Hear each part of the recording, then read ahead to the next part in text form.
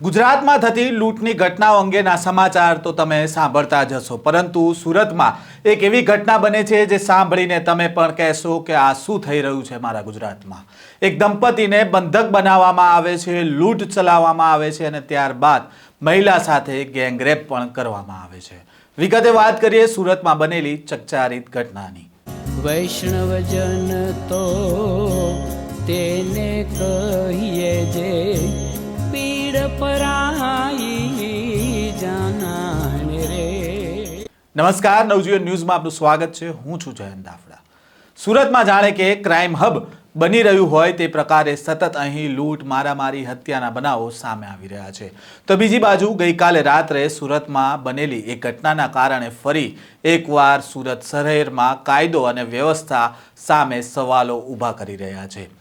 સુરતના પૂણા વિસ્તારના એક મકાનમાં રાત્રિના મોડા સમયે બે લોકો ઘૂસે છે। ઘરમાં હાજર દંપતીને બંધક બનાવવામાં આવે છે અને લૂંટ ચલાવવામાં આવે છે અને ત્યારબાદ મહિલા સાથે ગેંગરેપ થાય છે। વિગતે વાત કરીએ તો સુરતના પૂણા વિસ્તારમાં એક મકાનમાં રાત્રિના સમયે એક દંપતી હાજર હોય છે અને આ રાત્રિના મોડા સમયે બે લોકો ઘરમાં ઘૂસે છે।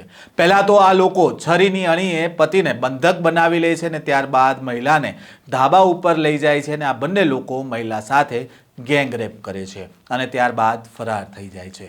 સમગ્ર ઘટનાના સીસીટીવી ફૂટેજ પણ સામે આવે છે, જેમાં ઘરમાં ઘૂસતા બે લોકો જોવા મળે છે। આ ઘટના અંગે પોલીસ અધિકારીનું શું કહેવું છે તે પણ સાંભળો। कल रात पूना पुलिस स्टेशन के विस्तार में पूना गांव चौकी में एरिया के एक मकान में दो अनआइडेंटिफाइड लोगों ने एक लूट और रेप की घटना का अंजाम दिया है।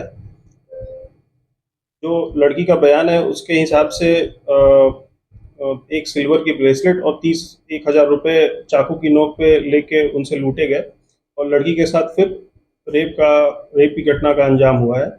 तो पुलिस हम क्राइम के टीम के साथ मिलके हम इसमें सीसीटीवी सर्वेलेंस और बातमीदारों के हेल्प से और टेक्निकल सर्वेलेंस के हिसाब से हम इसमें शोध काम कर रहे हैं और जल्दी से जल्दी हम आरोपियों को पकड़ने की प्रयास कर रहे हैं। ભોગ બનેલી યુવતીના જણાવ્યા પ્રમાણે એક સિલ્વર બ્રેસલેટ અને 30,000ની ચપ્પુની અણીએ લૂંટ કરી હતી અને ત્યારબાદ ગેંગરેપ આચરવામાં આવ્યું હતું।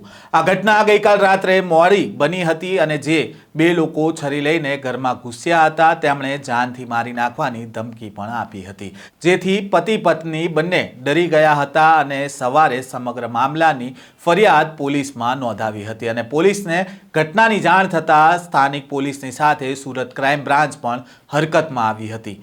જે સ્થળ ઉપર ઘટના બની હતી તે ઘટનાના આસપાસના લોકોના પોલીસ નિવેદન લીધા છે અને જે સીસીટીવી ફૂટેજ મળ્યા છે તેના આધારે પોલીસે આરોપીને ઝડપી પાડવા માટે કાર્યવાહી હાથ ધરી છે।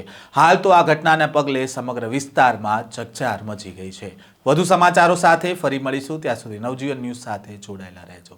વૈષ્ણવજન તો તેને કહીએ જે પીડ પરાઈ